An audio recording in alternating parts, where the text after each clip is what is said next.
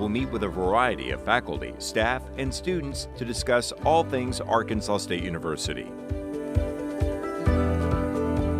Live from the ASU-TV studios in the School of Media and Journalism, this is A-State Connections.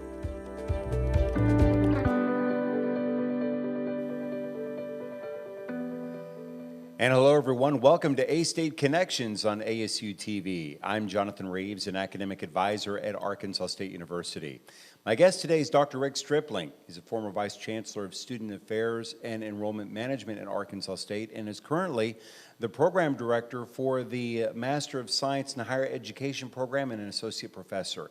He's also the author of the book Legacy of Change, an Administrator's Guide to Navigating Higher Education, which tells his story of leadership while here at Arkansas State. That book is available on Amazon. Dr. Stripling, thanks for joining us. Welcome to A-State Connections. Hey, I'm glad to be here. Appreciate you inviting me. Absolutely. So tell us about yourself and how you came to Arkansas State University. Well, it's been several years ago, and I came here out of, I had graduated from the University of Tampa, and that was at the compliments of the United States Air Force. And when I graduated, I had applied to ASU to do a master's and to University of South Florida. And at the time with family issues and mother being sick, and I thought, well, I'll come back home. And so came here and did a master's. And once I got through with the master's, I had a job, had that for 9 months, and then I got a job at ASU as a counselor in a residence hall, which was Twin Towers, of all places. Mm-hmm. And that because it had counselor on it, and I had a counseling degree, then that's why I did it. And then from there, I went from assistant dean, associate dean, to dean of students, to assistant vice president back then, associate vice president, and then vice chancellor. So every time when I'd kind of get to thinking about looking for something else, usually something else would actually fall out here, and so all of a sudden the time passed, and you're here a lot longer than you're planning on being. Right, but you also had your hand in a lot of projects that took place here at Arkansas State and also in the Mexico campus at Querétaro. Yeah. Kind of tell us about some of those projects that you were involved in. When I came on as Dr. Les White hired me as a vice president for student affairs and enrollment management, he had told me, he said, you know, get ready, we're going to change the landscape around here, and some folks are not going to be happy. And he was right. And, you know, I had never really worked with a visionary person as he was. And so, you know, we had a lot of issues. We had pretty much a 1960s, 70s campus that we needed to get it prepared to move into a new dimension in higher ed and to be competitive. And we were having issues like Twin Towers was one of them. That was the only place on campus men could live. And it was a 7-story building. There's 60 people to a floor, community bathrooms. People got where, when we gave on campus tours, and then parents said, now where can my son live at? Well, you can pick any floor you want. And they said, many of them just said, you know what, we think we'll go somewhere else. And so we had that issue. And two, also we had over 200 trailers on campus that people were living in. And Dr. White had said then, they need to go. And so, and then also we had a lot of houses, small houses on campus. And we were needing the property. The Case Foundation, which actually had 35 acres here in the core of the campus, the university did not own, and we eventually bought that. And that property, that's actually where sorority housing and everything north of the sorority housing all the way up to Johnson, all of that was Case Foundation, and we bought it, and what you have there today with residence halls.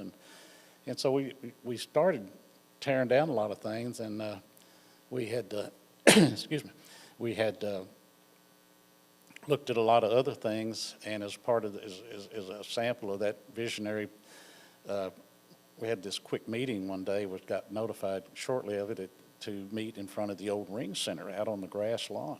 Mm-hmm. And it was myself and then the Vice President for Finance, Janice Burton, and we met out, we stopped, we got out, we were supposed to be there at 2 o'clock. Dr. White was going to meet with us, so he showed up, and he started talking about what he had in his mind.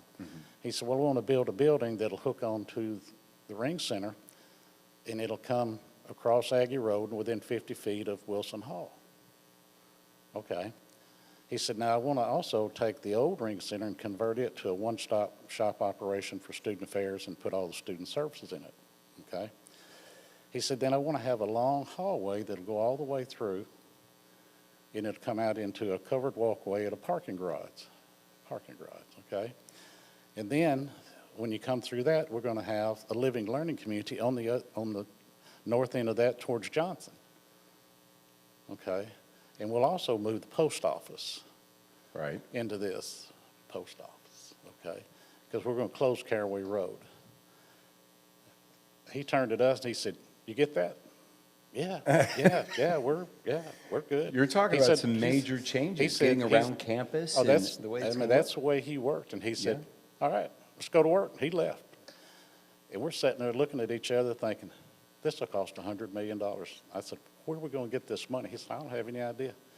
And we patched it together in the long run. So you have the student union, as you see it today, and renovated the Ring Center. And it took us 3 years of negotiation with the post office to get them to move out, because we owned the building. They just leased it. And so we got them to relocate where they are in the student union. And, of course, we built a parking garage, and then we built Collegiate Park, which was a living learning community. And then we started moving and beginning to look as we need to tear down Twin Towers, where do we put the students at? So we created North Park Quad. And so all of the housing, Red Wolf Den, all of it, and then to be competitive, and the lifestyle of the young students today, they are very interested in recreation, and so we also had to build a rec center, which is what we also have today. And so we also relocated the health center and put it in a consortium together with St. Bernard's and into the unit that it's actually in out along Red Wolf Boulevard where athletics is at. Yeah. So if you want to see some of the groundbreakings, ribbon cuttings, and all those stuff, there are some great pictures that are in this book, Legacy of Change. There is a specific chapter that deals with all of this, kind of what you're talking about, and goes into a lot of the details of that. But and that's where a lot of people will say, golly, the A-State, of then and the A-State of now is so much different than what, it used to be. But, I mean, it's a beautiful campus. And I really love the way that it looks now, because it is, like, for my daughter and for younger people that are here and that, it's just kind of the thing that really kind of attracts younger people to campus. Yeah, and that's what we knew, that we needed to, that it had served its purpose. The time that we had, and much like the trailers. At one time, there were 200 trailers here on campus, and most of that was families or older students who were going to schools, and it was interesting. And they had been there. Some of them had been there 50 years. Yeah. And they were really bad. We actually sold them, auctioned them off, and some people bought them as deer camps for deer camp purposes. And actually we had one that he bought it and tried to get it to the deer camp. It literally fell apart.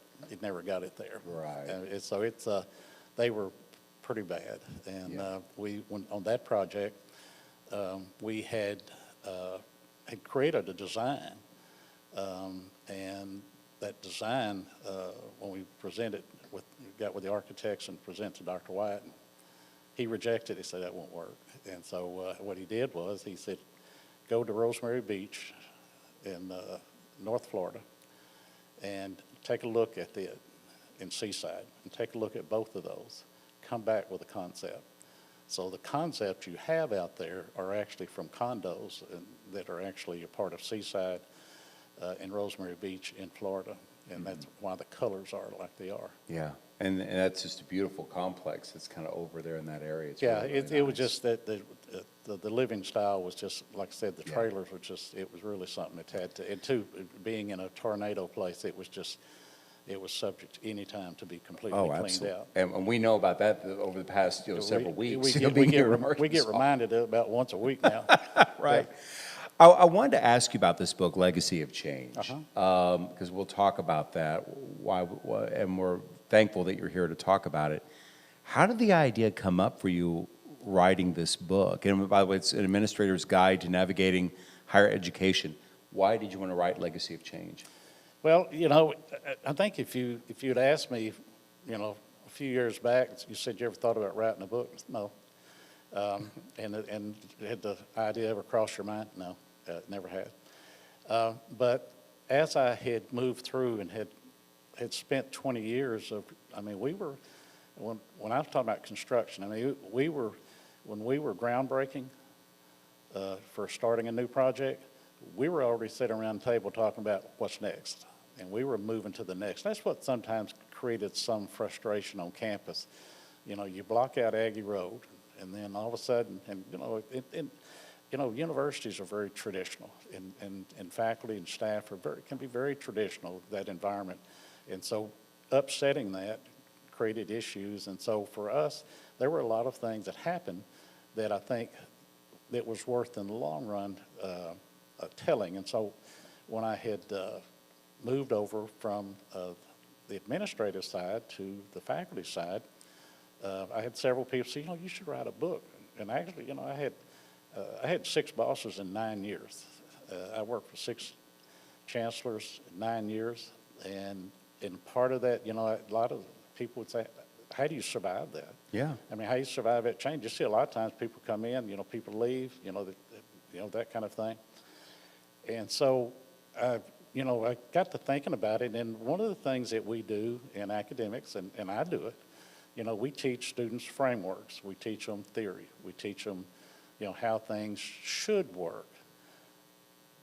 But there really wasn't a book that says, this is the way it really works. Yeah. We do a lot of things that, we tell the press, here's the message to the press. Mm-hmm. But when you get into the behind the scenes and some of the decision making, that's what goes in the textbook is not the way it works. Yeah. And there were enough things that I had done over time that you'd see different things and decisions and how they go about, and that's really, so I thought, well, I started on it. I started writing chapters, and then I'd kind of quit for a month or so, and then I'd get back, and then sometimes I'd vacate it for 3 or 4 months, and then I'd start again. And so, and I think that's just the nature of writing. If you're just not, you gotta be inspired, and you gotta think of things. Exactly. We're going to continue talking about this book that's for sale now. You can get it on Amazon. Associate Professor and Director of the Master of Science in Higher Education program, Dr. Rick Stripling joins us here on A-State Connections on ASU-TV. We'll be back with more right after this. Students should watch ASU-TV just to see the creativity that a college student can get. The creativity that some of these students have is truly amazing.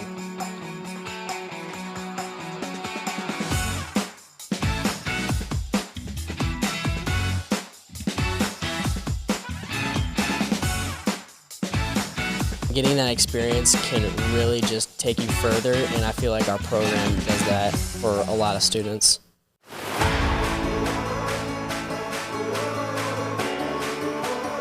I think one of the things I learned at Arkansas State was life is 10% of what happens to you, 90% of how you respond to it, and that's just something that I live by. A-State is home, and they're going to treat you like you're a part of the family.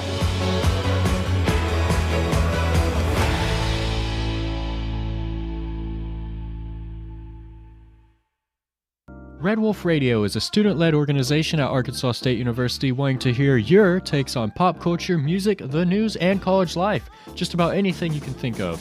Located in the Education and Communications building on campus, we are always looking for more volunteers. So if you're an Arkansas State University student, no matter the major, and this is something that interests you, shoot us an email at redwolfradio@astate.edu. That's redwolfradio@astate.edu. Let them hear you howl. Live from the ASU-TV studios in the School of Media and Journalism, this is A-State Connections.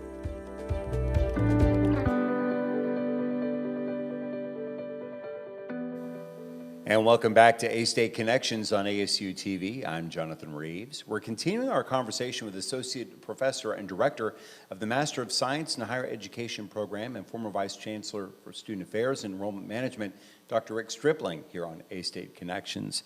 And we're talking once again about his book, Legacy of Change, which you can get on Amazon. So I wanted to ask you about this book, and what do you hope that readers will get out of the book after they get through reading Legacy of Change?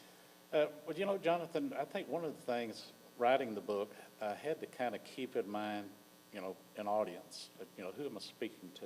And I had a person did some coaching for me, kind of tell me, you know, and so what I did was I really thinking about young professionals who are coming into higher education, who are going to work in student services on a college campus. And so from that, I think that's where the experiences and sharing the experiences for them so they can understand, you know, the behind the scenes. Hopefully they would be somewhat intriguing, that they would say, you know, I've been thinking about maybe working at a university. After reading this, I think this would be a good environment to work in, given what things happen and stuff. And again, we do a lot of theoretical things. We talk more on the actual events and so forth, or what's happening to them. And so I think it's good. Mm-hmm. And I've had several people to proof it for me. In particular, I've had students who are actually who were in the program to actually read it. And I said, you know, tell me what you think. And they would have to guide me through what it is. And I'm actually considering using it as a textbook for a course. Yeah, that'd be fantastic. I wanted to ask you about, because a lot of this obviously goes into educational leadership. Uh-huh. And at Arkansas State, we do have an educational leadership program. It's a doctorate program that goes through and that. So a lot of and I know this because I'm going through the program right now, a lot of this talks about educational leadership specifically and how to be you know, a better leader. I wanted to kind of get your view on educational leadership. What does educational leadership mean to you? Mm-hmm. And all that, and how is it that educational leadership really can help make people, you know, kind of help in that making it, you know, making you what helps make you a better leader? Well, you know, I think that to me, the leadership, I think people actually develop their own style. Now, you can talk about the framework and different styles of leadership and so forth, and you can do all that, but a lot of it has to do with you as an individual and what you want. And what I look for, and even in my former job, and looking for employees, you know, looking for people who are passionate about what they do. And these are, when you look at people who are passionate in that leadership role, you know, this is when you've had a day and you just think, how could, you know, what else can go wrong today? Yeah. But the issue is, you come back tomorrow with a smile on your face, you're ready to do it again, just like nothing happened, and you learn from that, and then you move on. But I think also, too, understanding leadership, that you are to be persistent, find that passion of what you like to do. Make your life easier by doing that, what you really feel good about doing, and so that, you know, as the old saying goes, you actually, you know, you never work a day in your life if you're doing what you want to do. Exactly. When you think about your style of leadership, who did you model it after? Were there like one of the chancellors that you did, or maybe someone that was influential earlier in your life? You know, all of the above. I worked for 17 years for a guy by the name of Dr. Mossy Richmond, and he guided me through, actually got me through my dissertation. A great mentor for that and got me through that. He was the vice chancellor or vice president for student affairs and also dean of University College. He was much like a dad to me, and we were very close friends until his sudden passing, that he had passed. And like I said, I worked for him for 17 years, and you know, he was one that could kind of guide me through and say, okay, son, you need to kind of move off the needle here. You're headed in the wrong direction. But I think from that, I learned that, you know, some skills from him, but also learned from skills from Dr. White, who was an excellent leader.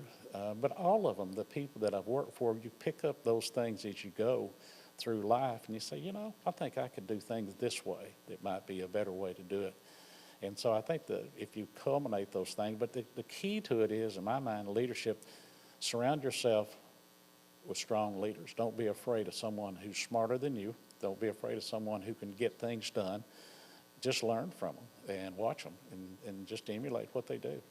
And I also would imagine that as opposed to how some leadership structures are a top-down model where it's very much vertical, Yeah. it's probably better if it's horizontal, Yeah. where it's like it's more inclusive that way and probably a better way of leadership. I'm not sure what trajectory.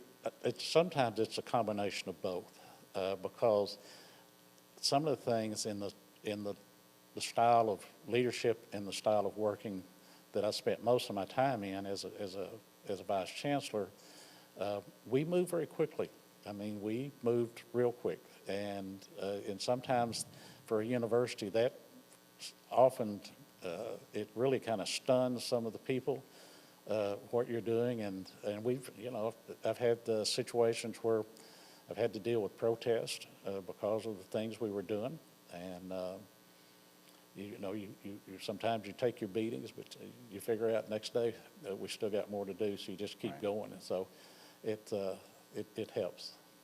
Was it Dr. Richmond or others that maybe gave you your most important lesson that you've learned in your role, and what would that lesson be? Yes, with Dr. Richmond, yes, it was, you know, dealing with people. You know, I think you have to understand that you need to, when you're working with people and you're dealing with people, they have a reason that they've come to see you. Because typically when you're a vice chancellor, a lot of people just don't happen in by circumstance. Usually they're there because they have an issue and it is not resolved, and so working with them. But you also have to work from your heart when you're working with people and understanding it, and kind of get into their mind on the other side of the desk. You know, what is it that they're really thinking, and how did they get here? And Dr. Richmond was really good at that, and listening and taking the time to let people just talk it out, I became very close friends with him and his wife, Velma, and my wife and I are very close friends with both of them, even to the point that when we built the graduate housing that you see over here as you come over the overpass, eventually named that the Circle, and that was because of the people who that's named after. Dr. Richmond and his wife would invite us over to an event at their house on Saturday night, and the people that would come to that would be Wilbur Gaines, his wife, Herman Strickland, his wife, Calvin Smith and his wife, and Dr. Richmond. So all four of those people who actually lived in the Circle, and they had a lot of interesting stories and could tell a lot, and I learned from those, and being able to listen to them, and it was really, I think that was pretty much the foundation. What was their significance, and why was that area named the Circle? Their significance were they were the first African-American families who lived in what was called academic circle, and where those houses were. They were the first four families that actually lived there, and they came here. Dr. Richmond came here working as Dean of University College, and then, of course, Wilbur Gaines was over in the PE department, and Calvin Smith was over in, I believe, political science.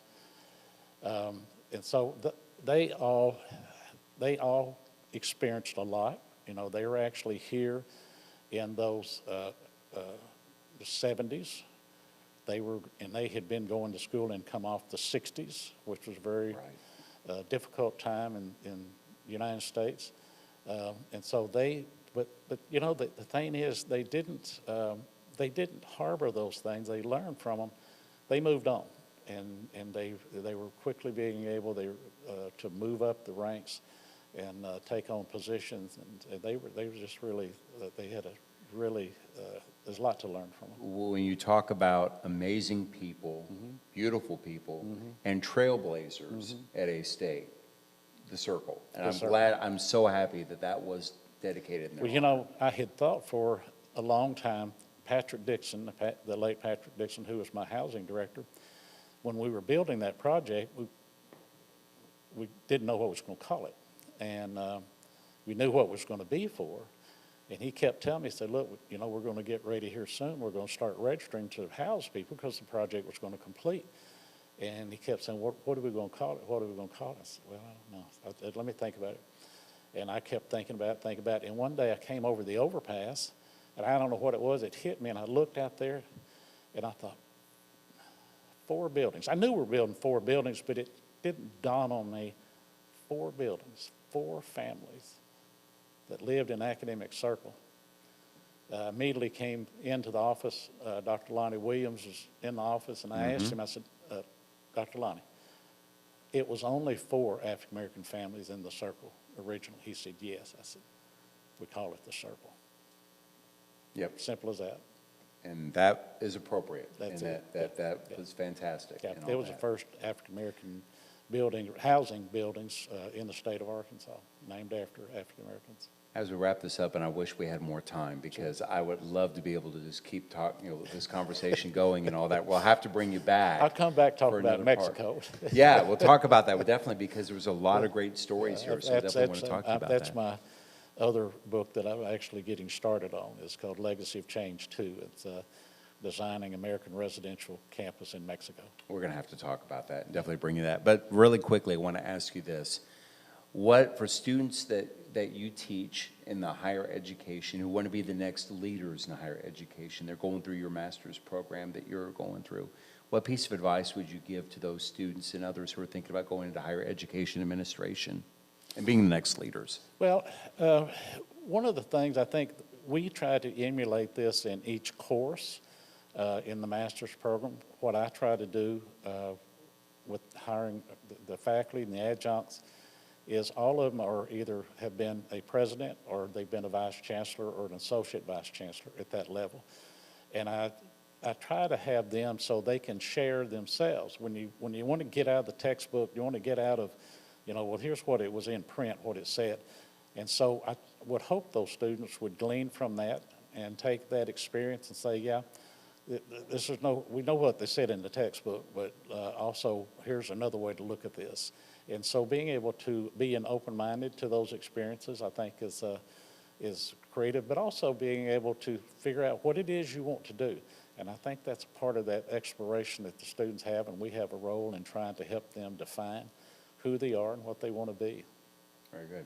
We're going to bring you back again and talk about the next book in this. But first of all, I do want to tell you about this book that you need to get. It's called Legacy of Change, and this was Dr. Rick Stripling who joins us here to tell us about this book. You can get it on Amazon. Amazon.com. Yep, Amazon.com. You can do that, and it's at a great price, and so you can get that, and thank you for this copy for it. I appreciate it. Look forward to reading it here when we got a little bit of a break in between semesters in that, because I know I can learn a lot from that. Yeah. So thank you, sir. That's going to do it for this edition of A-State Connections here on ASU-TV. I want to thank my guest, Dr. Rick Stripling, for joining me today.